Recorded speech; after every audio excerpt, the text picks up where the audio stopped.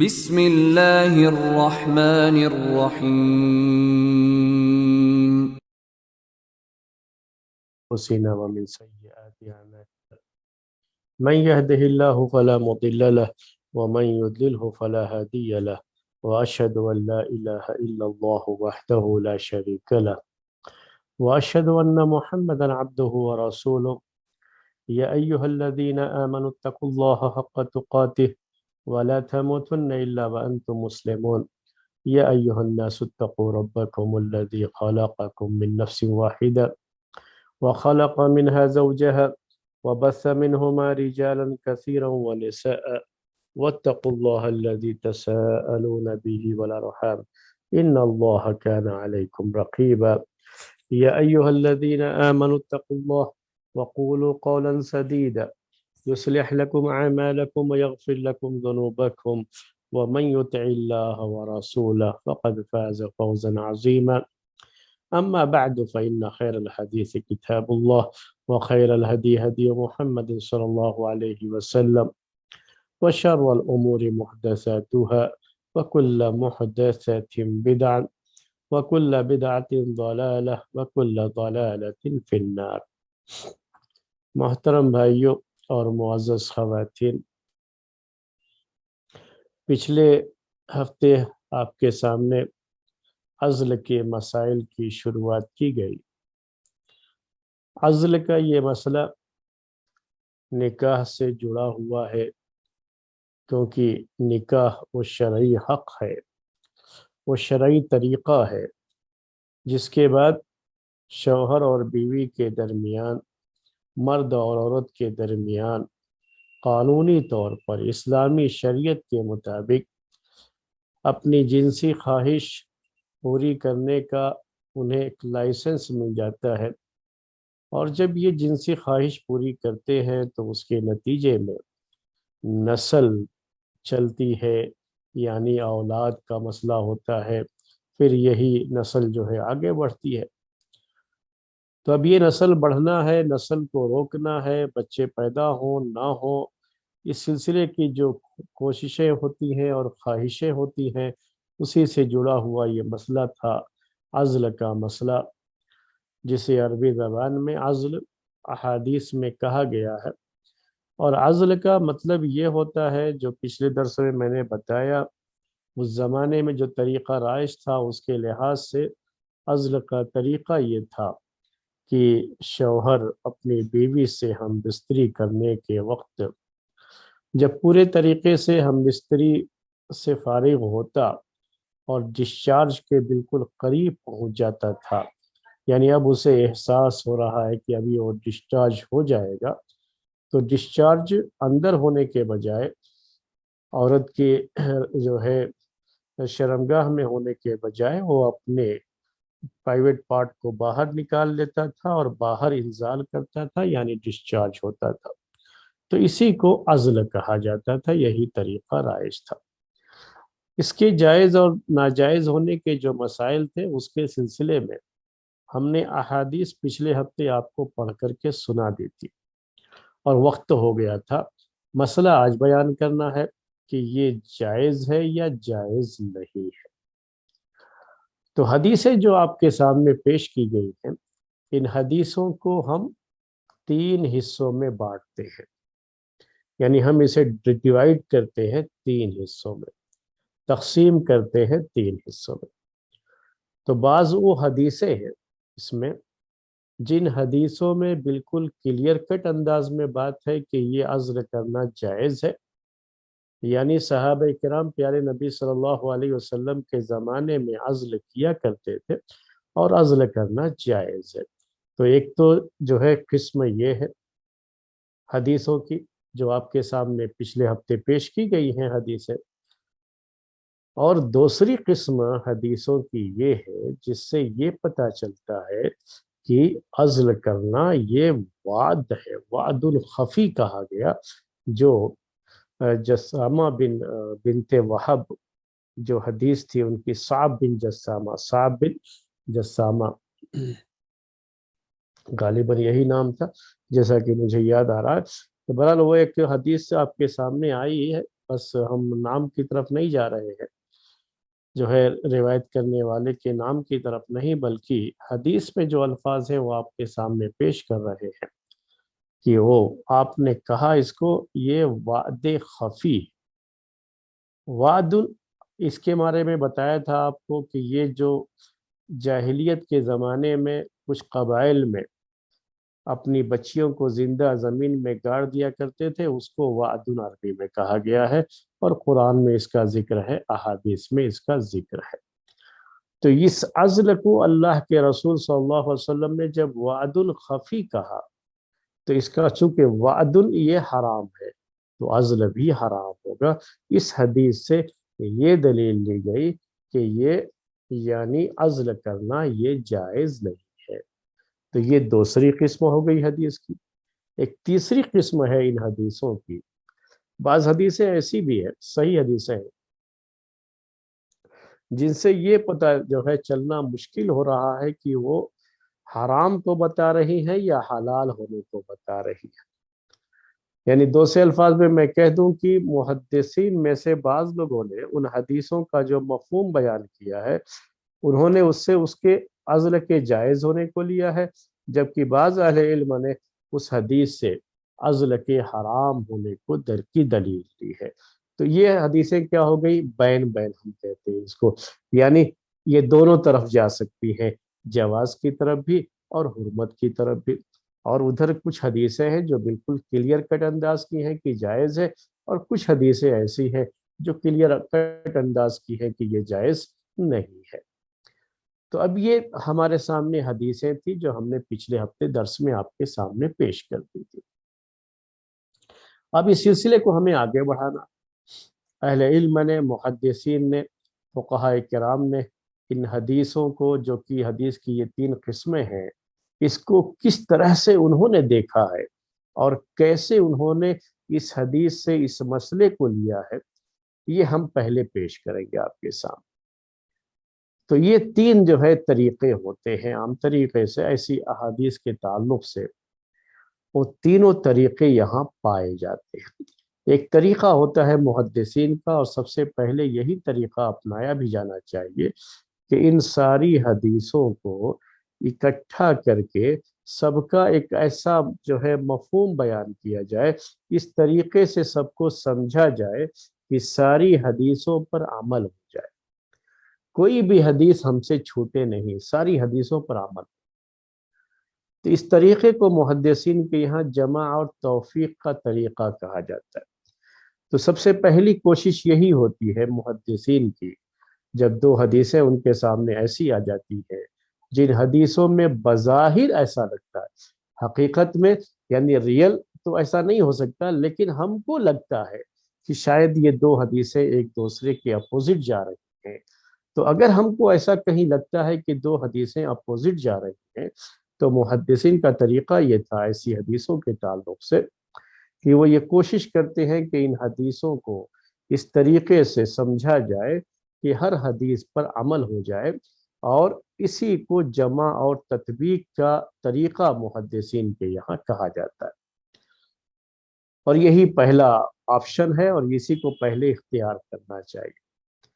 اب جن لوگوں نے بھی ان حدیثوں کو اس طرح سے سمجھا ہے کہ ساری حدیثوں پر عمل ہو جائے، ان کی بات ہم تھوڑی دیر میں پیش کریں گے۔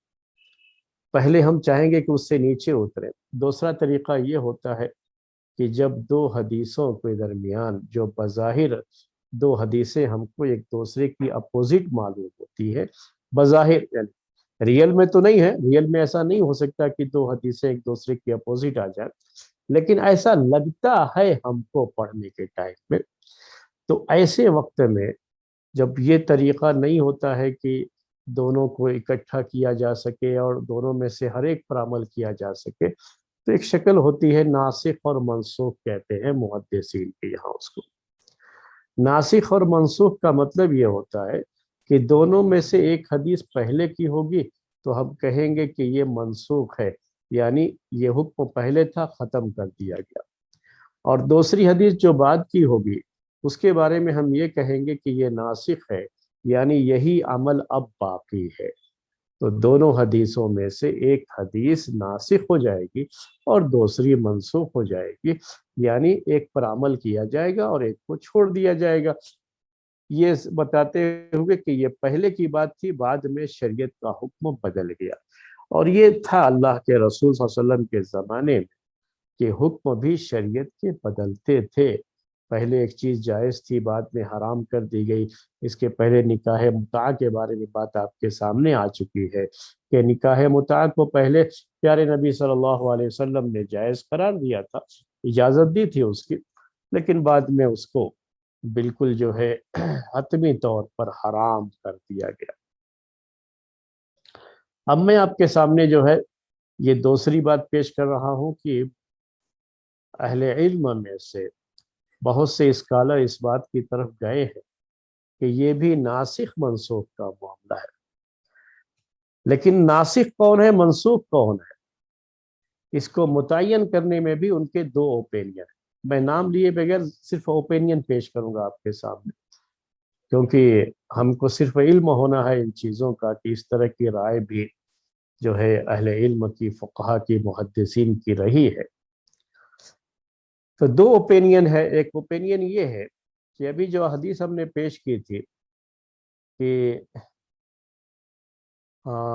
آپ نے اس کو وعد خفی کہا ہے، وعد خفی کہا ہے، اس حدیث کو بعض لوگوں نے کہا کہ یہ منسوخ ہے، یعنی یہ پہلے بات تھی کہ اللہ کے رسول صلی اللہ علیہ وسلم نے اس سے منع کیا، لیکن بعد میں آپ نے اس کی کلیئر اجازت دے دی۔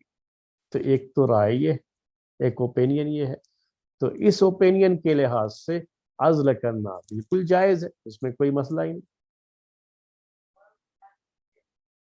کیونکہ جو عزل کو منع کرنے والی حدیث ہے نا، یہ پہلے کی ہے اور اس کو منسوخ کر دیا گیا، اس حکم کو ختم کر دیا گیا۔ جبکہ اس کے مقابلے میں ایک دوسرا اوپینین ہے، امام ابن حزم رحمۃ اللہ علیہ جیسے بڑے عالم وہ اس بات کے قائل رہے ہیں، وہ کہتے ہیں کہ یہ جو عزل کرنے کی اجازت ہے یہ پہلے سے چیز چلی آ رہی تھی، وہ چیز ہے وہ،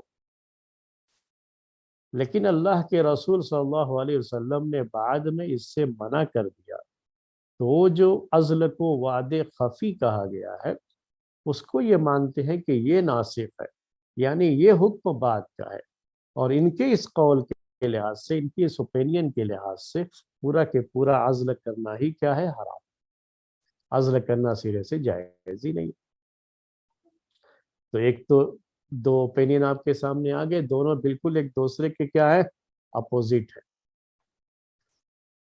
یہ تو بات تھی نسخ کہنے والوں کی۔ اب اس کے بعد جو ہے ایک دوسری بات بھی اس میں ہے، ایک تیسرا جو ہے کہہ لیجئے مسئلہ، کہ جب یہ بھی نہیں ہو پاتا ہے کہ ہم کو تاریخ معلوم ہو کہ کون سی حدیث پہلے کی ہے کون سی حدیث بعد کی ہے، کیونکہ یہ ناسخ اور منسوخ کہنے کے لیے یہ بھی ضروری ہے کہ یہ پتہ ہونا چاہیے کہ کون حدیث پہلے کی ہے کون بعد کی ہے، اور یہاں وہ پتہ نہیں ہے، اسی لیے تو اختلاف ہوا یہ، اور دونوں طرح کے اوپینین ہے۔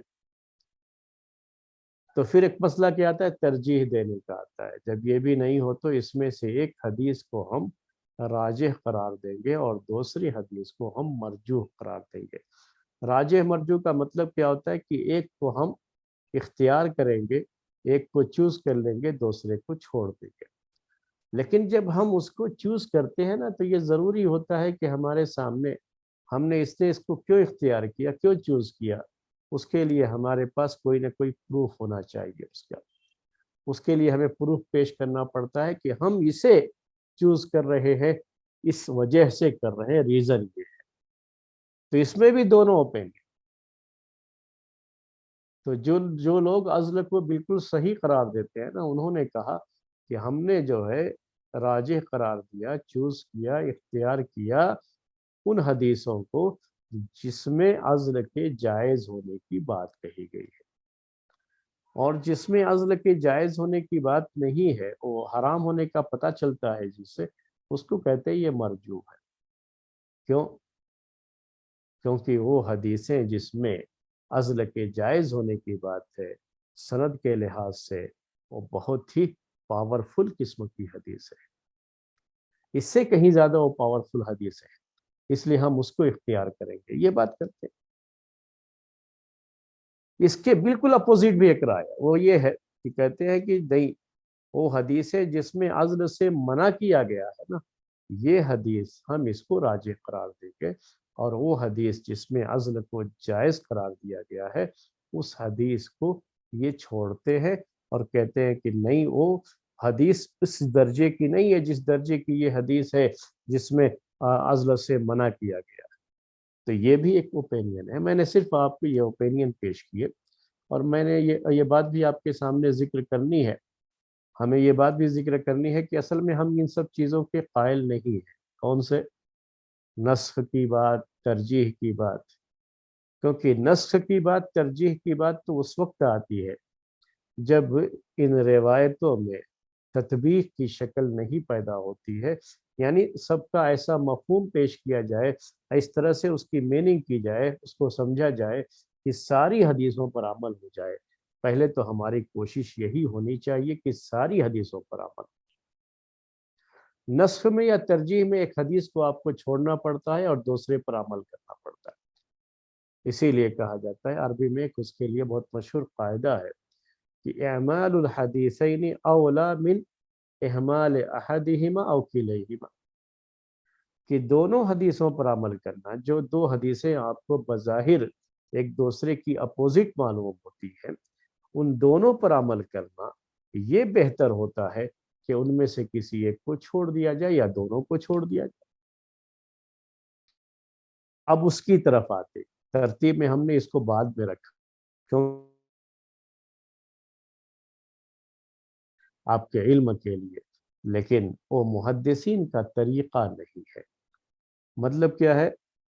محدثین کا طریقہ نہیں ہے، اس کا مطلب یہ ہوتا ہے کہ محدثین سب سے پہلے دو حدیثوں کے درمیان جب بظاہر یہ لگتا ہو کہ یہ ایک دوسرے کی اپوزٹ میں ہے تو ان کے درمیان جمع اور تطبیق کی شکل نکالتے ہیں۔ تو آج ہم اسی طریقے پر چلیں گے، اور وہ طریقہ کیا ہے، کس طریقے سے ہم ان دونوں حدیثوں کو سمجھیں، بلکہ تینوں قسم کی حدیثوں کو سمجھیں کہ سب کے اوپر عمل ہو جائے، اب یہ آپ کے سامنے پیش کرنا ہے مجھے۔ لیکن اس کو سمجھنے سے پہلے یہ ضروری ہے کہ ہم یہ جان جائیں کہ عزل کیوں کرتے ہیں، کیونکہ یہ جو بات ہمیں پیش کرنی ہے نا، یہ پورا کے پورا اسی پر ڈیپینڈ کرتا ہے، یعنی یہ پورا مسئلہ جو ہے اسی پر ڈیپینڈ کرتا ہے کہ ہم عزل کیوں کرتے ہیں یا عزل کیوں کیا جاتا ہے۔ یہ مسئلہ اسی پر ڈیپینڈ ہوتا ہے کہ یہ جائز ہے یا حرام ہے، یا جو یہ حدیثیں ہیں کب کون سی حدیث اپلائی ہوگی اور کب کون سی حدیث اپلائی نہیں ہوگی۔ وہ سمجھنے کے لیے ہمیں یہ جاننا ضروری ہے کہ یہ عزل کرتے کیوں ہیں۔ تو عزل کی اسباب کیا ہے، ریزنز کیا ہے، کیوں کوئی آدمی عزل کرنا چاہتا ہے۔ میں ابھی پہلا یہ سوال آپ کے سامنے پیش کر رہا ہوں، آپ لوگ انشاءاللہ جواب دیں گے، جتنا جواب آپ دیں گے اس کی روشنی میں ہم آگے بڑھیں گے، اور جو رہ جائے گا وہ جواب ہم مکمل کریں گے۔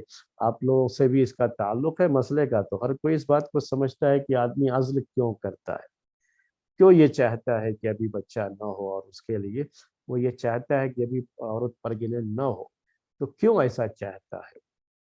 جی آپ لوگ جو ہے خود بیان کریں گے کہ یہ اسباب کیا ہے، ریزن کیا ہے۔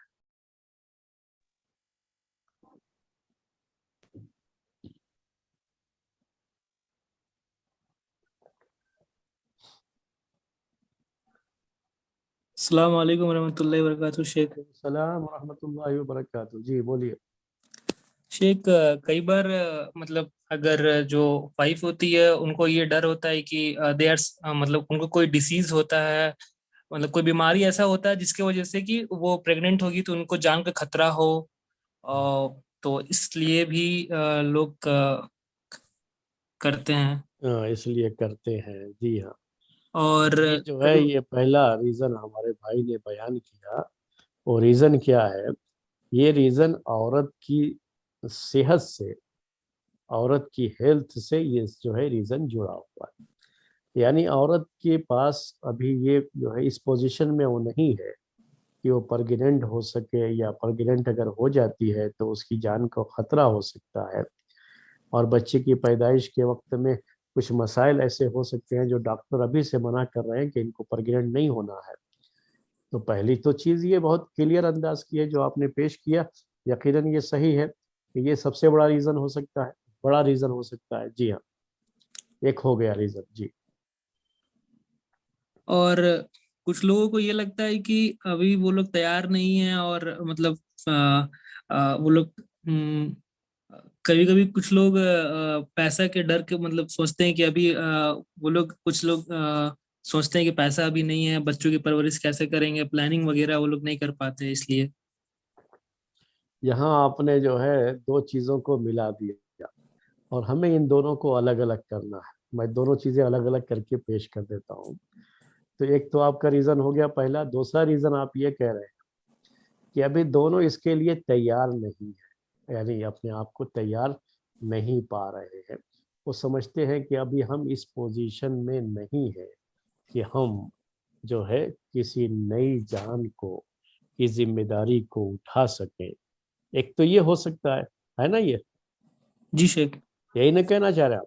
جی شیخ، جی شیخ۔ جی ہاں، تو اب اس کی جو ہے اب پیسے سے مت جوڑیے، ابھی آپ اس کو پیسے والا الگ معاملہ ہے، تو اس کو اس ریزن کو الگ کیجئے، پیسے والے ریزن کو الگ کیجئے۔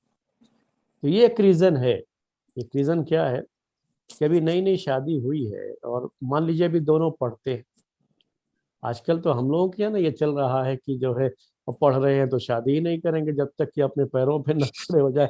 تو شادی پہلے تو میں نے بات ذکر کی آپ لوگوں کے سامنے ایسی جو ہے، حالانکہ ایسا اسلام تو نہیں کہتا ہے ہم کو، وہ تو جو ہے پڑھنے کے دوران بھی شادی کر لے سکتے ہیں، جی لیکن ابھی شیخ۔ ان کو لگتا ہے کہ اگر یہ حمل وغیرہ ہو جائے گا تو ہمارے لیے کلاس میں جانا مشکل ہو جائے گا، اس دوران ہمارے لیے پریشانیاں ہو جائیں گی۔ یہ سب مختلف ریزن ہو سکتے ہیں اس کے، جس کے لیے ابھی وہ اس کے لیے تیار نہیں ہے۔ یہی نہ کہنا چاہ رہے آپ؟ جی شیخ، جی تو شیخ۔ ریزن یہ ہے ابھی اس کے لیے وہ ذہنی طور پر تیار نہیں۔ جی ہاں، جی یہ بھی ایک سبب ہو سکتا ہے۔ اسی سے جڑا ہوا ابھی تیار نہیں ہے، وہ بھی بیان کر دوں آپ لوگوں کو، شاید جو ہے تھوڑا شرمائیں آپ لوگ بیان کرنے میں، تو میں بیان کر دیتا ہوں کہ جو ہے میں بھی اس وقت اپنے گھر میں درس دے رہا ہوں، اس لیے میرے لیے بھی بعض چیزوں کو بہت کلیئر انداز سے بولنا اتنا آسان نہیں ہے، کیونکہ میں گھر کے اندر ہوں۔ تو میں یہ کہہ رہا تھا کہ اسی سے جڑا ہوا ایک مسئلہ اور بھی ہے، ریزن جو ہے اس کا وہ یہ ہے کہ ابھی نئی نئی شادی ہوئی ہے، اور ابھی یہ چاہ رہے ہیں، شوہر اور بیوی دونوں کی یہ خواہش ہے کہ ابھی ہم 1 سال 2 سال تک کھیلیں کودیں۔ عربی میں اس کو مداعبہ کہا جاتا ہے۔ تو اللہ کے رسول صلی اللہ علیہ وسلم نے جابر رضی اللہ تعالیٰ عنہ سے پوچھا کہ تم نے باقرہ سے شادی کی ہے کہ سیبہ سے شادی کی ہے؟ تو انہوں نے کہا کہ سیبہ سے۔ تو آپ نے کہا کہ باقرہ سے کیوں نہیں کیا؟ تھوڑا کھیلتے کودتے جو ہے، تلعبک و تلعبها، دونوں ایک دوسرے سے کھیلتے، تھوڑا کچھ دن تک جو ہے اپنا جو شادی شدہ زندگی کا جو لطف ہے یہ لطف اٹھاتے تھوڑا جو ہے۔ یہ کہا اللہ کے رسول صلی اللہ علیہ وسلم نے۔ تو یہ چاہ رہے ہیں دونوں کہ ابھی ہم تھوڑا 1 سال 2 سال 3 سال جو ہے یہ زندگی کا لطف لیں، جو ہماری شادی شدہ زندگی ہے اس کا لطف لیں، کیونکہ بچے پیدا ہو جانے کے بعد تھوڑا معاملہ الگ ہو جاتا ہے۔ یہ تو آپ میں سے ہر کوئی جانتے ہوں گے، جو شادی شدہ ہوں گے، جو سن رہے ہیں، اور جو نہیں ہیں وہ تو ان کی بات نہیں کر رہا ہوں ابھی، تو وہ بھی شاید جو ہے جلد ہی اس چیز کو جان جائیں گے جب ان کی بھی باری آئے گی۔ تو یہ ایک چیز بھی ہوتی ہے میرے بھائی، کہ شروع میں چاہتے ہیں کہ ہم کچھ دن تک ایسے ہی کھیلیں کودیں، اور وہ جو ہے کھیلنے کودنے کے دن ہوتے ہیں وہ، اور کرنا بھی چاہیے، ایسا کچھ نہیں ہے، جو کرنا چاہیے۔ ایک ریزن یہ بھی ہو سکتا ہے کہ ابھی اسی لیے نہیں چاہتے کہ ابھی فوری طور پر بچہ ہو۔ یہ جو جن کے بھی بچے ہیں ان کو اچھی طرح سے اس کا پتہ ہے کہ بچے ہونے کے بعد کس طرح سے چیزیں بڑھ جاتی ہیں، اور وہ بات جو بچے پیدا ہونے سے پہلے ہوتی ہے نا، وہ بات جو ہے وہ بعد میں وہ چیز نہیں رہ جاتی۔ یہ کھیلنے کودنے کے اصل دن بچے کی پیدائش سے پہلے ہی ہوتے ہیں۔ تو یہ بھی سمجھ میں آ گیا ریزن آپ لوگوں کو؟ یہ ایک الگ ریزن ہے جو میں نے بیان کیا آپ کو، یہ بھی ایک ریزن ہو سکتا ہے کہ ابھی ہم بچہ نہیں چاہتے۔ اور ایک جو ہے آپ نے یہ بیان کیا کہ جو ہے کھانے پینے کی پریشانی ہو سکتی ہے، پیسے وغیرہ کی پریشانی، اور اس کی وجہ سے چاہتے ہیں کہ حمل نہ ٹھہرے۔ ایک جو ہے ریزن آج کی اس دنیا میں بڑی کثرت سے لوگوں کے یہاں پایا جاتا ہے یہ، تو یہ بھی اس کو ہم ابھی جو ہے نوٹ کر کے رکھتے ہیں، حالانکہ ہم اس کو سب سے آخر میں چاہتے تھے، لیکن آپ نے کہا ہے تو اس کو بھی نوٹ کر کے رکھتے ہیں، یہ بھی ایک ریزن ہے۔ اور بہت سے لوگوں کے ذہنوں میں یہ چیز ہوتی ہے کہ ہم کہاں سے بچے کو کھلائیں گے پلائیں گے، اتنی مہنگائی ہے، اتنی مہنگی تعلیم ہے، ہم کہاں سے ان کو تعلیم دلائیں گے، مختلف جو ہے اس طرح کی چیزیں جو ہے ذہنوں میں ہوتی ہیں۔ جی، اور کوئی سبب؟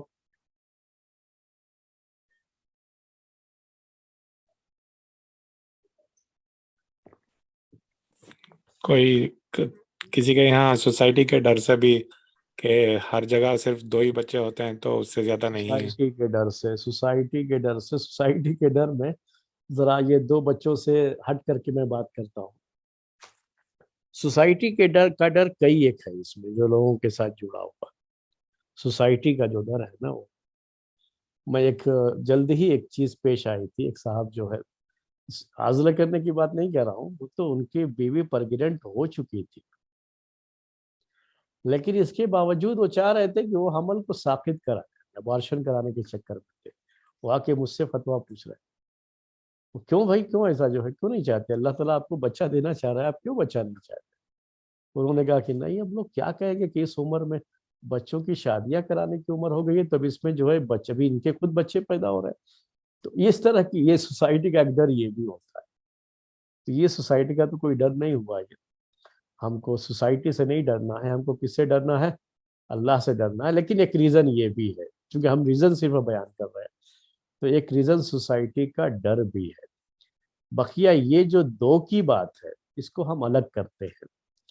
تو سوسائٹی کا ڈر اس کے علاوہ بھی ہے، یعنی اس کے علاوہ کیا ہے کہ شرم آتی ہے، اتنے زیادہ بچے۔ ایک خاتون اب ایک مرتبہ اپنے گھر گئیں تو بڑے غصے میں تھیں اپنے جو ہے ہسبینڈ پہ، وہ میں نے خود اپنے کان سے یہ بات سنی ہے، اس لیے پیش کر رہا ہوں آپ سے۔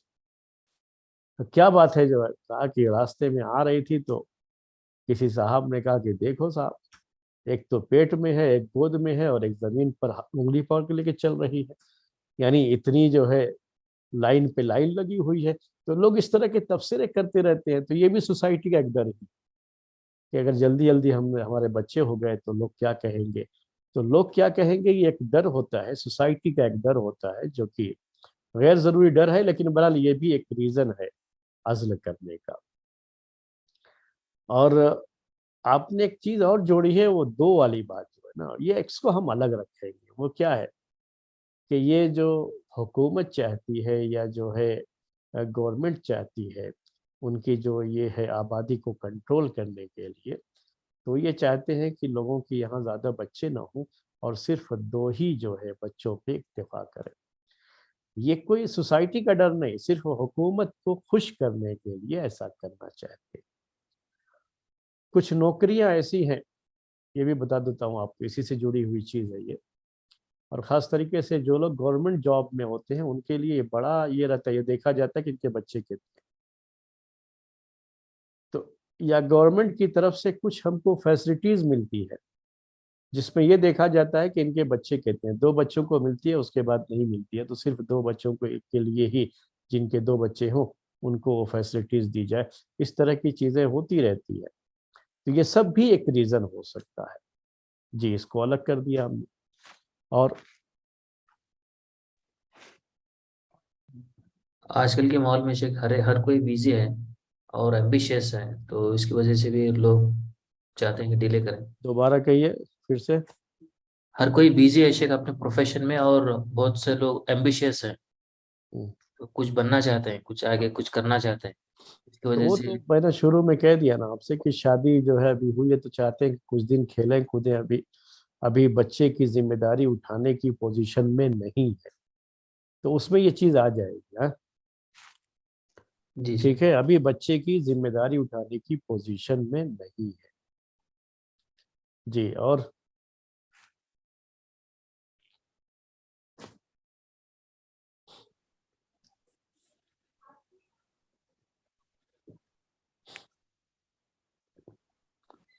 بچوں کی تربیت کے لیے تھوڑا وقت دیں.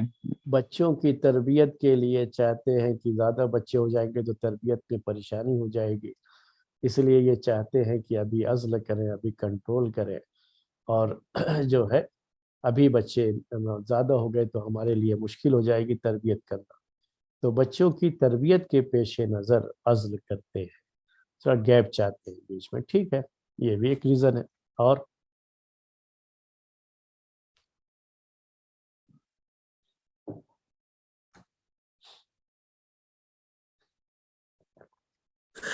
شیخ اور جیسے کہ کسی کی اگر 2-3 بیٹی پہلے سے ہے تو اس کو ڈر ہوتا ہے کہ کہیں اس بار بھی بیٹی نہ ہو جائے، مطلب وہ بلکہ یہ ہوتا ہے کہ ابھی آپ کو بول دوں کہ اس میں دونوں چیزیں ہوتی ہیں. کبھی یہ ہوتا ہے کہ پہلے سے ہی 2-3 بیٹیاں ہیں لگاتار، تو آدمی جو ہے ہر مرتبہ یہ کوشش میں رہتا ہے کہ شاید اس مرتبہ بیٹا ہو جائے، تو ایک صاحب تو لگاتار 7 بیٹیاں ایسے ہی جو ہے بڑی جلدی جلدی جو ہے وہ بیٹے کے چکر میں لگاتار ان کو 7 بیٹیاں. جی شیخ. تو یہ دونوں چیزیں ہو جاتی ہیں کہ آدمی اس کی خواہش میں رہتا ہے. 7ویں کے موقع پر تو اتنا ناراض ہو گئے صاحب کہ میں اس کو بیان نہیں کرنا چاہ رہا ہوں. بہرحال وہ چیزیں تو غلط ہے، اس طرح کا تصور نہیں آنا چاہیے، لیکن کبھی یہ بھی ہوتا ہے. اور خواہش تو ہر ایک کی ہوتی ہے کہ بھئی 2 بیٹی ہے تو اب ایک بیٹا بھی ہو جائے، یا جو ہے 3 بیٹیاں ہوں گے تو ایک بیٹا بھی ہو جائے. اس میں رہتے ہیں، وہ اس کے لیے کوشش میں رہتے ہیں. اور لیکن جب نا امیدی سے لگنے لگتی ہے تو اس کے بعد وہ بھی چھوڑ دیتے ہیں. جی، ایک چیز یہ بھی ہے اس میں وہ بھی آپ کے سامنے جو ہے تھوڑا کلیئر کر دوں. تربیت کی جو بات آئی تھی اسی سے جڑا ہوا ایک مسئلہ یہ بھی ہے. وہ مسئلہ یہ ہے کہ 2 بچوں کے درمیان مناسب گیپ رکھنے کے لیے، ابھی ایک بچہ ہے چھوٹا ہے تو دوسرا بچہ بھی اگر ابھی ہو جاتا ہے تو 2 بچوں کو جو ہے سنبھالنا عورت کے لیے مشکل ہو جائے گا. تو 2 بچوں کے درمیان مناسب گیپ رکھنا، جسے فیملی پلاننگ بھی کہا جاتا ہے. اصل میں فیملی پلاننگ کا مسئلہ ایسا ہے کہ اس کو مختلف جو ہے الفاظ میں مختلف معنوں میں استعمال کرتے ہیں، اس لیے میں نے اس کو پیش نہیں کیا وہ لفظ. تو آپ اس کو اس لفظ کے ساتھ یاد رکھیے کہ 2 بچوں کے درمیان مناسب گیپ رکھنا، کہ عورت دوسرے بچے کے لیے پورے طریقے سے تیار ہو جائے کہ چھوٹا بچہ جو پہلا بچہ تھا وہ اتنا ہو چکا ہے کہ یہ اب چل پھر سکتا ہے، کچھ کھا پی سکتا ہے، اور اب عورت دوسرے بچے کے لیے اپنے آپ کو تیار پا رہی ہے، تو اس مدت میں عزل کرتے رہے تاکہ عورت پریگننٹ نہ ہو. تو یہ بھی ایک ریزن ہے. جی، اور بتائیے.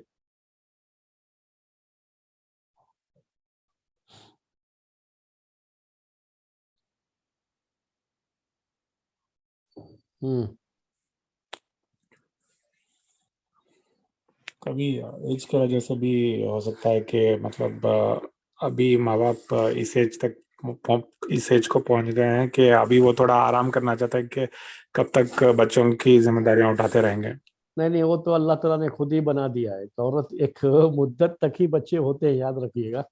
بچے جو ہے نا، مردوں کا تو ہے کہ وہ بڑھاپے تک بھی ہو سکتے ہیں بچے، لیکن عورت کے ساتھ نہیں ہے. یہ عورت کی مدت بچوں کی 40 سال تک ہی ہوتی ہے، یاد رکھیے.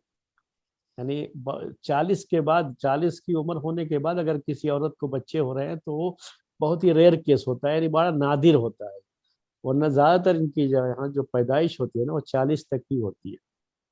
اور 40 سال کے بعد ان کا جو یہ آتا ہے، یعنی کیسے ہم پہچانیں گے عورت کے تعلق سے کہ ان کو اب بچہ ہوگا یا نہیں ہوگا.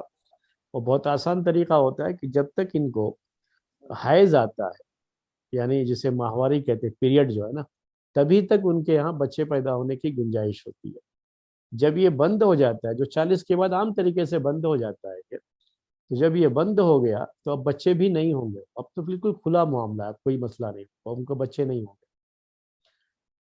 تو عورتوں کو بڑی لمبی مدت تک بچے نہیں ہوتے ہیں. بہت کم عورتیں ہیں جن کو اللہ تعالیٰ نے اتنی صحت دی ہے. اس میں بھی صحت کا مسئلہ رہتا ہے. جس عورت کی صحت جتنی کمزور ہوتی ہے اس کا یہ سلسلہ اتنی جلدی ہی بند بھی ہو جاتا ہے، اللہ تعالیٰ کی طرف سے نظام. اور جو عورت زیادہ ہیلتھی ہوتی ہے، اچھا کھان پان ہے اس کا، تو اس کا کچھ جو ہے 40 کے بعد بھی چلتا ہے. تو یہ ایک بات کہنا چاہ رہا تھا میں آپ کو کہ یہ تو خود بخود بند ہو جاتا ہے. مردوں کا مسئلہ نہیں ہے, مردوں کا آخری عمر تک بھی ہو سکتا ہے, لیکن اب وہ اسی عورت سے نہیں ہوگا نا, دوسری شادی کرے گا تو وہ کم عمر کی ہوگی تو اس سے بچے ہو سکتے ہیں پھر اس کو.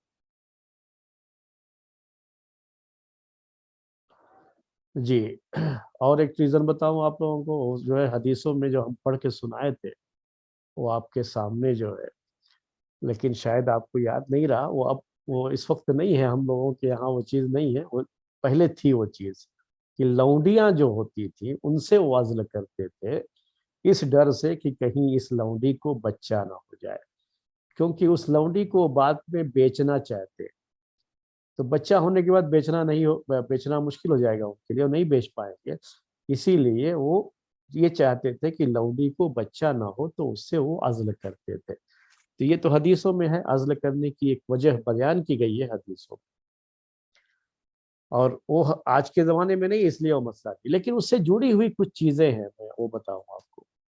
وہ ایک تو یہ ہے کہ عورت کی خواہش ہے کہ اس کا حسن باقی رہے. آپ شاید جو ہے اس چیز کو سمجھ رہے ہوں گے, عورت اس لیے نہیں چاہ رہی ہے کہ میرے بچہ پیدا ہوا بھی, وہ پریگنٹ ہونا نہیں چاہتی ہے, کیونکہ وہ چاہتی ہے کہ اس کا حسن باقی رہے, اس کا جو فیگر ہے وہ فیگر باقی رہے, اور اس کو یہ پتا ہے کہ جب حمل ٹھہر جائے گا تو جسم کی کیفیت بدل جائے گی اور وہ فیگر جو ہے پہلے جیسا نہیں رہ جائے گا, وہ پتہ ہوتا ہے. تو اسی وجہ سے بعض عورتیں تو بچے کے لیے تیار ہو جاتی ہے, لیکن وہ بچے کو دودھ نہیں پلانا چاہتی ہیں, اس کی وجہ سے کہ جو ہے اگر بچے کو دودھ پلائیں گے تو ان کا فگر جو ہے خراب ہو جائے گا, یعنی ان کا جو حسن ہے اس پہ فرق پڑے گا, اس کی وجہ سے بچہ نہیں چاہتی. تو یورپین کنٹریز میں, امریکن کنٹریز میں تو یہ بہت ہے, اس کی وجہ سے ایک ٹیسٹ ٹیوب بیبی کا ایک مسئلہ جو ہے ان کے یہاں. عورت خود جو ہے اس کا اپنا بچہ کوئی دوسری عورت پیدا کرے, وہ خود پیدا کرنا نہیں چاہتی ہے, ایسا بھی کرتے ہیں. تو اپنے یہاں تو خیر وہ چیز نہیں, تو کم سے کم یہ تو ہوتا ہے کہ بعض مرتبہ بعض عورتیں نہیں چاہتی کہ حمل ٹھہرے, کیونکہ ان کے ذہن میں یہ ہوتا ہے کہ اگر ابھی بچہ ہو جائے گا تو میرا جو حسن ہے اور میرے جسم کی جو کشش ہے وہ باقی نہیں رہ جائے گی. اور یہ مختلف جگہوں پہ کام وغیرہ کرنے والی ہوتی ہیں عورتیں, یا جو ہے مختلف کیا کہتے ہیں آج کے اس دور میں جو فلمی دنیا کے لوگ ہوتے ہیں, یا اور بھی جو کھیل وغیرہ کی دنیا سے تعلق رکھنے والی خواتین ہیں, یا جو ہے سروس کرنے والی بھی بعض خواتین کے اندر یہ اس طرح کی چیز ہوتی ہے, اور جو ماڈلنگ وغیرہ کی دنیا میں رہتی ہے, تو ان کے یہاں یہ ہوتا ہے کہ وہ چاہتی ہیں کہ ہمارا حسن باقی رہے, اور اس کے لیے وہ نہیں چاہتی کہ وہ حمل ٹھہرے ان کو. جی, اور کوئی؟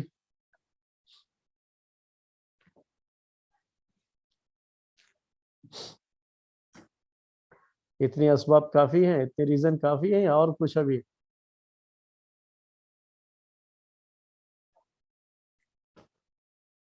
عورت کی ہیلتھ اجازت نہیں دیتی ہے ابھی, عورت کی ہیلتھ ابھی اجازت نہیں دیتی. پہلے جو بات تھی وہ دوسری تھی, وہ کہ عورت کو یہ ہے کہ اگر حمل ٹھہر گیا تو اس کی جان کا خطرہ ہو سکتا ہے. یہ جان کے خطرے کا مسئلہ نہیں, بلکہ صرف یہ ہے کہ عورت کی جو ہیلتھ ہے اس کی اجازت نہیں دیتی. اسی لیے عورت یعنی تھوڑی کمزور ہے, کہہ لیجیے صحت کے لحاظ سے تھوڑی کمزور ہے. تو بچہ ابھی ہوا ہے, تو بہت جلدی اگر دوسرا بچہ اور ہو جائے گا تو شاید ابھی ایک بچے کو دودھ پلانا ہے, اور جو دودھ پلانے میں بھی دودھ اس کے جسم سے ہی نکلتا ہے نا, اس کے جسم کا حصہ ہی اس میں بھی آتا ہے, اور پھر دوسرا حمل بھی ٹھہر گیا تو اس حمل کو بھی اسی عورت کو ہی غذا اپنے جسم سے دینی پڑتی ہے اس کو بھی. تو دو سورسز اس کے جسم سے استعمال میں ہو جائیں گے, اور عورت پہلے ہی کمزور ہے, جان کا مسئلہ نہیں ہے لیکن وہ کمزور ہے, اس کی ہیلتھ کے کچھ ایشوز ہیں. تو اس کا بھی لحاظ کر کے بچے کے درمیان اتنا گیپ رکھا جائے, مناسب گیپ رکھا جائے, تاکہ عورت کو پریشانی نہ ہو. یہ بھی ایک ریزن ہو سکتا ہے. جی, جی سر, جیسے کہ آج کل جو سیزیرین کی وجہ سے جی کہتے ہاں, ہیں کہ ایک دو کے بڑا بعد اہم سبب آج کل جو ہمارے بھائی نے کہا کہ ابھی جو سیزرنگ سسٹم ہے بچوں کی پیدائش کا, تو اس کی وجہ سے تو ایسا ہو ہی گیا ہے کہ آپ 3 کے بعد تو ویسے ہی وہ لوگ سلسلہ ختم کر دیتے ہیں کہ اب گنجائش نہیں ہے. بعض جگہوں پہ 4 تک لے جاتے ہیں، ورنہ عام طریقے سے 3 کے بعد ہی ختم کر دیتے ہیں. تو عزل کرنے کی ایک اہم وجہ یہ ہے آج کے دور میں. اور وجہ کیا ہے؟ سیزرنگ. یعنی بچے جب یہ آپریشن سے پیدا ہوتے ہیں تو اس میں یہ مسئلہ آتا ہے. اور یہ چیزیں لوگوں کے ذہنوں میں بیٹھا دی گئی. کیا بیٹھا دی گئی یہ بات؟ کہ اب جو سیزرنگ میں ہے، پہلا بچہ اگر جو ہے آپریشن سے ہوا ہے تو دوسرا بھی آپریشن سے ہی ہوگا، اب تیسرا بھی آپریشن سے ہی ہوگا. تو اس میں کوشش بھی نہیں کرتے کہ نارمل ڈلیوری ہو جائے. حالانکہ یہ بہت بڑی غلطی ہے. ڈاکٹر لوگ کہتے ضرور ہیں لیکن حقیقت ایسی نہیں ہے. ہمارے کچھ ساتھی ہیں، ان کا ذاتی تجربہ ہے، یہ گھر کا اپنا تجربہ ہے، میں آپ کو شیئر کر رہا ہوں. اس پہ تھوڑی تکلیف برداشت کرنی پڑتی ہے عورت کو، اتنا تو ہے. جب بھی نارمل ڈلیوری ہوگی تو یہ تو بہرحال ہر کوئی جانتا ہے کہ عورت کو اس میں غیر معمولی تکلیف برداشت کرنی پڑتی ہے. اور اسی وجہ سے ماں کی فضیلت ہے، بہت بڑی فضیلت ہوتی ہے نا وہ تکلیف کو جو برداشت کرتی ہے. تو وہ چیز کیا ہے کہ ہمارے بعض ساتھیوں کی بات ہے کہ ان کے بھی 3 لگاتار بیٹیاں ہوئی اور تینوں جو ہے آپریشن سے. اب تیسری بیٹی ہوگی آپریشن سے، تو ڈاکٹر نے کہا، وہ ڈاکٹر خود ہی اس وقت پر جب آپریشن کرتا ہے تو وہ بچے دانی کو جو جہاں پہ بچہ ٹھہرتا ہے نا اس کو الٹ دیتے ہیں تاکہ اب اس کے بعد بچہ کا مسئلہ ختم ہو جائے. تو اسے لیکن اجازت مانگنی پڑتی ہے ان کو شوہر سے اس کام کے لیے. تو اس نے منع کر دیا، کہا کہ نہیں، میری صرف 3 بیٹیاں ہیں، میرا کوئی بیٹا نہیں ہے، ابھی تو میری خواہش ہے کہ میرا کوئی بیٹا ہو. تو کہا کہ نہیں وہ تو جو ہے اس کے بعد وہ اس کی جان کا خطرہ. کہا کہ تم اللہ نہیں ہو. بڑے ایمان کی پختگی کے ساتھ کہا کہ تم اللہ نہیں ہے، کسی کی جان جائے گی نہیں جائے گی تم اس کے مالک نہیں، تم صرف اپنا کام کرو، بقیہ کیا کرنا ہے وہ ہم لوگ بعد میں دیکھ لیں گے. تو نہیں اس نے کرنے دیا. بعد میں اس کی عورت کے یہاں حمل ٹھہرا اور آپ کو تعجب ہوگا کہ اس موقع پر وہ ہاسپٹل نہیں لے گیا. نارمل ڈلیوری گھر پہ ہو اس کے لیے گھر پہ ہی رکھا اور ہاسپٹل لے ہی نہیں گیا.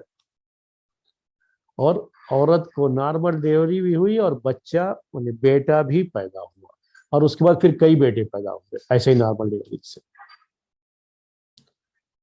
تو یہ ایک چیز ہے، مطلب یہ بھی ایک گھر کی بات ہے، میں اس کو اچھی طرح سے جانتا ہوں. جو ہے ایک اور دوسرے ساتھی کی بات ہے، یہ پہلا تو خیر ہو گیا، ہاسپٹل لے کے چلے گئے تھے. تو ہاسپٹل میں تو پہلی کوشش یہی ہوتی ہے کہ آپریشن کے ذریعے سے بچہ پیدا ہو. اب اس کے بعد جو ہے کے موقع پر تو ڈاکٹر یہی کہتے ہیں کہ جب پہلا جو ہے آپریشن سے ہوا تو لے کر کے اگر آپ ہاسپٹل گئے تو دوسرا بھی ویسے ہی ہوگا. لیکن اس پہ تھوڑی ہمت دکھانی پڑتی ہے، یاد رکھ لیجیے گا، میرے کہنے پر مت جائیے گا یہ بات جو ہے. لیکن میں آپ کو کچھ مثالیں دے رہا تھا صرف. آپ کا اپنا ہے، آپ اپنے لحاظ سے فیصلہ کیجیے. کہیں ایسا نہ ہو کہ میری اس بات کو سن کر کے آپ کچھ عمل کرنا شروع کریں اور کچھ غلط ہو جائے تو بعد میں آپ مجھے کہیں کہ ان کے درس کی وجہ سے ہوا ہے. میں وہ نہیں چاہتا. آپ اپنے لحاظ سے ڈاکٹر کے مشورے سے جو کرنا ہوگا کریں گے. تو وہاں یہ ہوا کہ دوسرے بچے کے موقع پر ہاسپٹل لے کے نہیں گئے. یہ طے کر رکھا تھا کہ جب بالکل ہی دیکھیں گے کہ اب ممکن نہیں ہے اور شاید جو ہے جان کا خطرہ ہو سکتا ہے، تب جو ہے ہاسپٹل کوئی دور نہیں تھا، لے کر کے جلدی سے ہاسپٹل چلے جائیں گے. لیکن تب تک گھر میں کوشش کریں گے پیدائش کی. اور ان کے یہاں بھی گھر میں نارمل ڈلیوری ہوئی دوسرے بچے کی، جبکہ پہلا سیزرنگ سے ہوا تھا. تو یہ چیزیں بھی ہیں، یہ مثالیں بھی ہیں، لیکن میں یہ آپ کے سامنے پیش کر دیا ہوں صرف. تو ایک عزل کے اسباب میں سے ایک اہم سبب یہ بھی ہے. بعض عورتوں کے کچھ ہیلتھ ایشوز کی بات میں نے کی تھی، تو کچھ دل کے مسائل بھی ہوتے ہیں بعض عورتوں کے، کہ جب جو ہے اگر حمل ٹھہرتا ہے تو ان کا وہ دل اس قابل نہیں ہوتا ہے کہ اس کو برداشت کر سکے. تو ڈاکٹر ان کو ہی منع کر دیتے ہیں کہ اس سے بچیں، اس سے دور رہیں. تو یہ سب وہ جگہیں ہیں میرے بھائیوں جہاں پہ عزل کرنا واجب ہو جاتا ہے. میں وہ بعد میں حکم بتاؤں گا ابھی تو صرف اسباب بتا رہے ہیں کہ کیا اسباب ہو سکتے ہیں عزل کے. جی اور کوئی سبب؟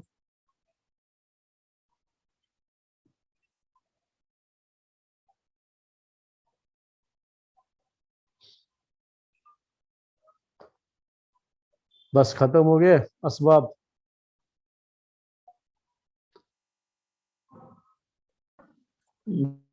جی شیخ، ایک اور یہ ہمارے گھر میں بول رہا ہے کہ ایک بچے کی طبیعت دیکھے اور اس کے بعد ڈاکٹروں نے کہا کہ آگے کے بچوں میں بھی ایسا ہو سکتا ہے، ہاں تو اس وجہ سے آگے نہیں وہ بڑھنا نہیں چاہتے. چاہتے جو ہے، یعنی ایک بچہ جو پیدا ہوا ہے اس بچے کو کچھ ایسے ہیلتھ ایشوز ہیں بہت سیریس قسم کے، اور اگر دوسرے کو بھی اگر اور بھی آگے اگر سلسلہ باقی رہا تو ہر ایک کے ساتھ اس طرح کے ایشوز ہوں گے.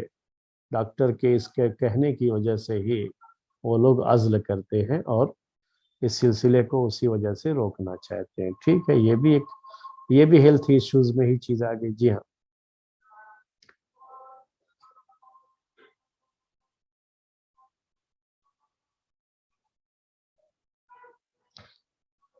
جی پہلے ایک لوگ ایک سبب بیان کرتے تھے، وہ آپ کے سامنے ذکر کر دوں، حدیثوں میں بھی ہے یہ، کہ اگر ایک بچہ دودھ پی رہا ہے، ایک بچہ ابھی دودھ پی رہا ہے، ماں کا دودھ پی رہا ہے، تو دوسرا جو ہے اگر حمل ٹھہر جائے، اس وقت پریگننٹ ہو جائے عورت، تو جو بچہ دودھ پی رہا ہے نا اس کی ہیلتھ کے ایشوز ہو سکتے ہیں.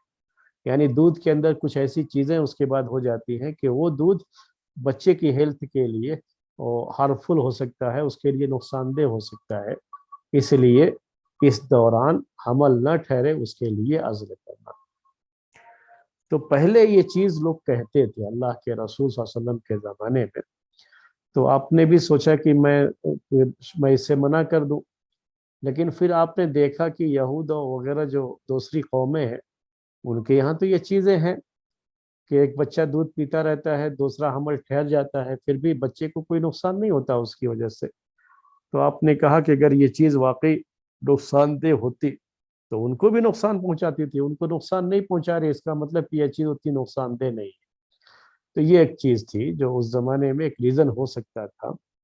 لیکن ہم اس کو اس ریزن کے بجائے ہم یہاں ایک دوسرا ریزن آپ کے سامنے ذکر کیے ہیں پہلے، کہ اگر ایک بچہ پہلے ہی سے ہے دودھ پی رہا ہے تو اس دوران عزل کرنا چاہیے، اس لیے کہ دونوں بچوں کے درمیان مناسب گیپ ہو سکے اور دونوں کی صحت کا مسئلہ ہو سکے. آج کل عورتوں کی وہ صحت نہیں ہے، ان کے اندر کمزوری ہوتی ہے بہت.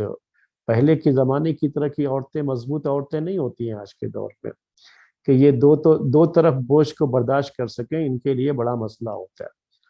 تو پچھلے زمانے کی جو عورتیں ہوتی تھیں ان کو دودھ اتنا ہوتا تھا کہ 2 سال تک بچے کو دودھ لگاتار پلاتی جاتی تھی اور ان کے کچھ ہیلتھ ایشوز بھی نہیں ہوتے تھے اور دودھ بھی خوب آتا تھا اور بچے بھی اس کی وجہ سے بڑے ہیلتھی ہوا کرتے تھے. لیکن اب کہاں اتنا جو ہے، چند مہینے ہی دودھ پلاتی ہیں، زیادہ تر تو جو ہے بچے دوسرے باہر کے دودھ پر ہی زندہ رہتے ہیں. تو میں یہ کہنا چاہ رہا تھا آپ کو کہ یہ ایک چیز ہو سکتی ہے، ایک سبب یہ بھی ہو سکتا ہے، اس میں بھی کوئی مسئلہ نہیں ہے. اور کوئی؟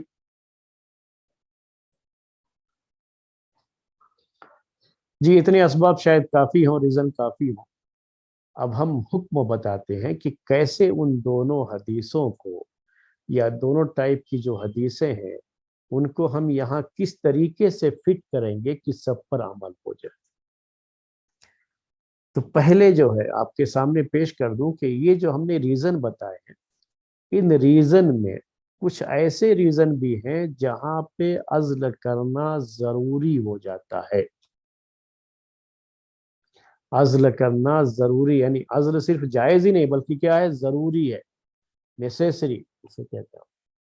جیسے عورت کی ہیلتھ ایشوز ہے اور ڈاکٹر نے کہہ دیا کہ اگر یہ ان کو حمل ٹھہر گیا تو ان کی جان جا سکتی ہے، تو یہاں پر ضروری ہوتا ہے عزل کرنا، صرف جائز نہیں بلکہ کیا ہے، ضروری ہے. یہاں قاعدہ کیا ہے اس سلسلے میں؟ قاعدہ یہ ہے کہ جو جان پہلے سے موجود ہے اس کی حفاظت کرنا ہمارے لیے ضروری ہے، उस जान के मुकाबले में अभी जो दुनिया में सिरे से आई नहीं। तो इसको जो मौजूद है उसको बचाने को तरजीह दी जाएगी, ये शरीयत का उसूल है। और उसी लिहाज से यहाँ पर ये वाजिब हो जाता है। और इसी से जुड़ी हुई चीज़ें हैं जो अभी 3 ऑपरेशन और 4 ऑपरेशन की बात चल रही थी, तो उस सूरत में भी जब डॉक्टर लोग बिल्कुल मना कर दिए हैं कि इसके बाद अगर हमल ठहर गया तो इनकी जान का खतरा है, तो वहाँ पर भी फिर अज़्ल करना वाजिब हो जाता है, ज़रूरी हो जाता है। वहाँ सिर्फ जायज़ होने की बात नहीं होती है।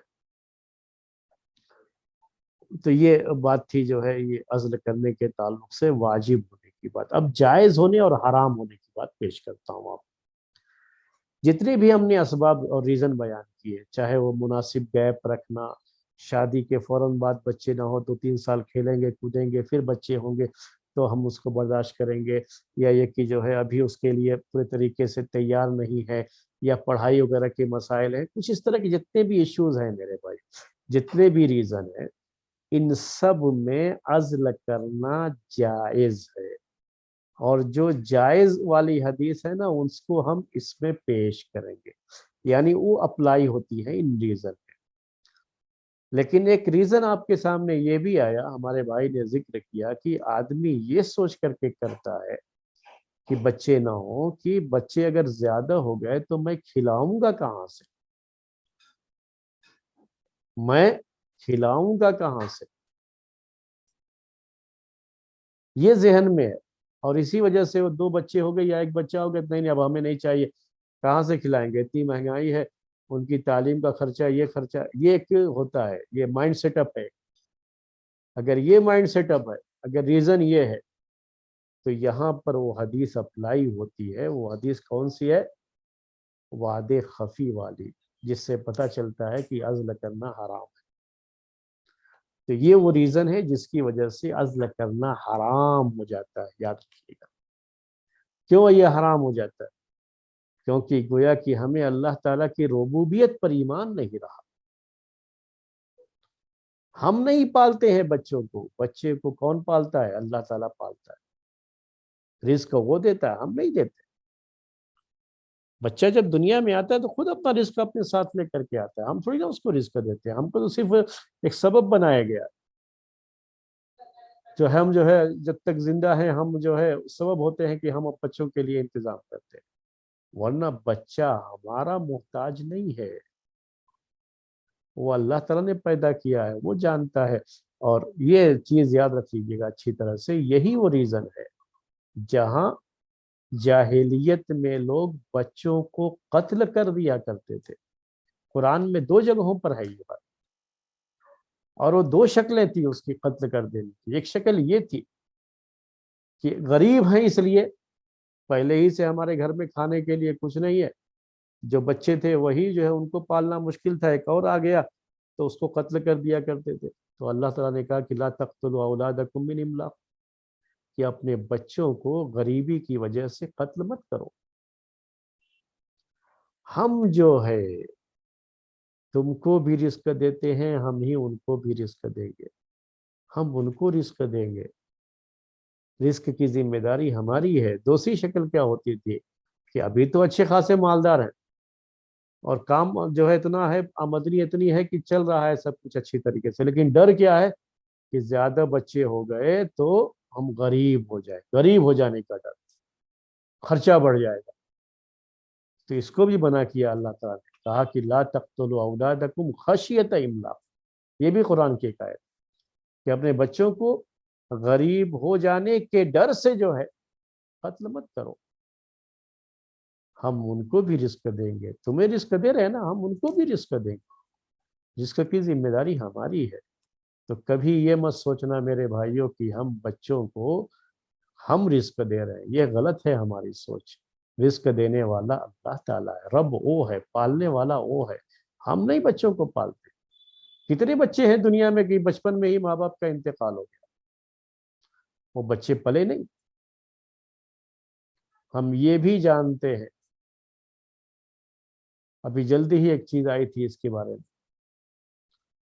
कि बच्चा एक अपनी कहानी सुनाता है کہ جب تک اس کے باپ زندہ تھے تب تک کبھی سکون سے اس کے گھر میں کھانا سب بچوں کو میسر نہیں آیا،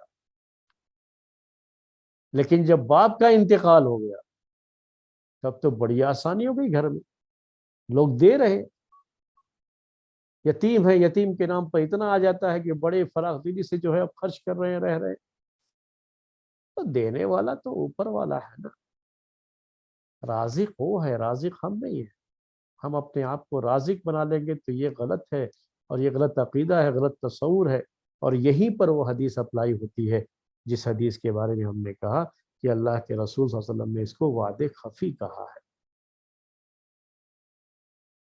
اگر یہ ریزن ہے تو یاد رکھیے یہ وعدے خفی ہے، اور اس صورت میں یہ جائز نہیں ہے۔ اور ایک اور شکل تھی، وہ شکل تھی جو ہے جو ابھی میں نے بتایا کہ عورت اپنے فیگر کو بچانے کے، اور یہ تو ہم نے کہا کہ عام طریقے سے گھریلو جو خواتین ہوتی ہیں وہ ایسا نہیں کرتی ہیں، کہ زیادہ تر ماڈلنگ وغیرہ میں یا جو فلمی دنیا میں یا کھیلوں وغیرہ کی دنیا میں رہتی ہیں انہیں کی یہاں اس طرح کی چیزیں ہوتی ہیں، تو یہ بھی حرام ہی ہے۔ صرف اس کی وجہ سے بچے کو نہ پیدا کرنا چاہنا یہ بھی صحیح نہیں ہے۔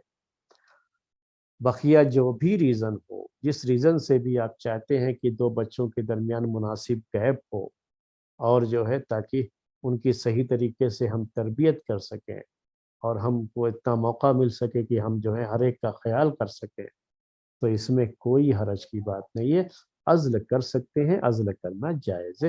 اور یہاں وہ حدیثیں اپلائی ہوتی ہیں جن حدیثوں میں یہ بات ہے، جن حدیثوں میں یہ بات ہے کہ عزل کرنا جائز ہے نا، یہاں وہ حدیثیں اپلائی ہوتی ہیں۔ تو اس طرح سے دونوں حدیثوں کا الگ الگ ان کی جگہ ہے، وہاں پہ وہ حدیثیں اپلائی ہوتی ہیں، اور ہر حدیث پر عمل ہونا چاہیے، اور ہم کسی ایک حدیث کو جو ہے لے کر کے دوسری حدیث کو چھوڑنے کے قائل نہیں ہے۔ تو یہ اس کا حکم تھا، ہم نے آپ کے سامنے پیش کر دیا۔ ایک چیز رہ گئی، صرف وہ رہ گئی بات کی عزل کا طریقہ۔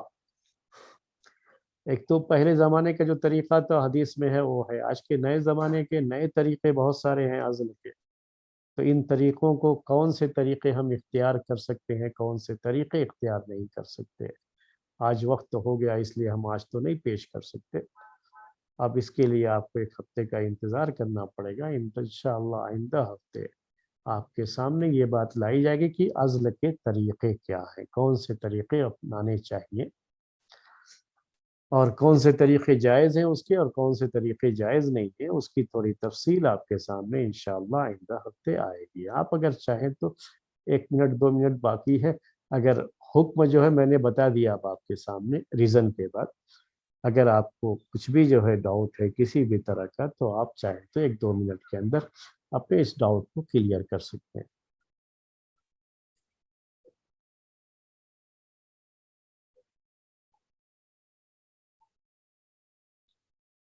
السلام علیکم ورحمۃ اللہ وبرکاتہ شیخ۔ وعلیکم السلام ورحمۃ اللہ وبرکاتہ۔ جی شیخ، آپ نے وہ فقہی قاعدہ بتایا نا شیخ کہ جب حدیثیں ایک دوسرے سے ٹکراتی ہوئی ملے تو 3 شاید آپ نے بتایا شیخ کہ سب 3 سے پہلا تو ان قاعدہ۔ کو ہم اس طرح سے معنی بتائیں گے اس کا کہ دونوں حدیثوں پر عمل ہو سکے، اسی کو جمع تطبیق کہتے ہیں، اسی کو ہم نے اختیار کیا یہاں پر جی کہ شیخ، وہ حدیثیں کہاں جمع اپلائی، تطبیق تطبیق۔ جی شیخ۔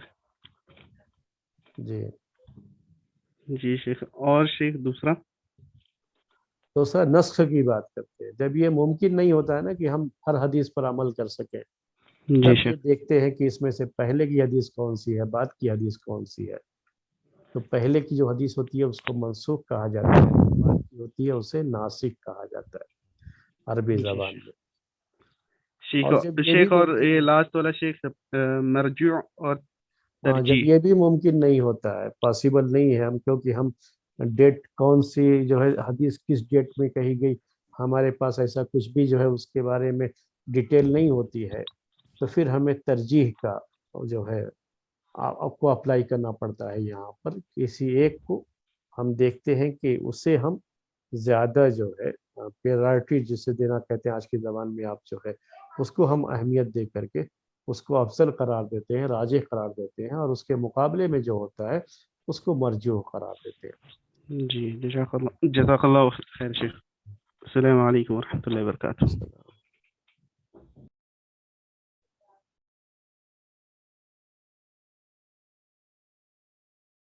جی، اس کے عزل کے حکم کے بارے میں جو ابھی بتایا میں نے آپ کو، کسی کو کوئی ڈاؤٹ تو نہیں ہے نا؟ یہ چیز ایسی ہے نا کہ یہی مین اس کا خلاصہ ہے، کہہ لیجیے سمری ہے، یہ اس کا حکم ہمیں پتہ ہونا چاہیے کہ کن صورتوں میں یہ جائز ہے، کن صورتوں میں جائز نہیں ہے، اور کیا کیا اس کے ریزن ہے۔ تو وہ چیز بہت کلیئر رہنی چاہیے ہمارے سامنے۔ کوشش تو ہم یہی کرتے ہیں کہ ہم اپنی بات کو بہت کلیئر پیش کریں تاکہ کسی طرح کا ڈاؤٹ نہ رہے۔ وقت ختم ہو گیا ہے تو ہم بات کو اپنی ختم کرتے ہیں۔ انشاءاللہ آئندہ ہفتے آپ کے سامنے عزل کے جو نئے طریقے ہیں اس کو اختیار کرنے کا کس حد تک شریعت میں اس کی اجازت ہے، انشاءاللہ اس پر بحث ہوگی۔ آج کا درس اسی پر ختم کرتے ہیں۔ سبحانک اللہم و بحمدک اشہد ان لا الہ الا انت استغفرک و اتوب الیک۔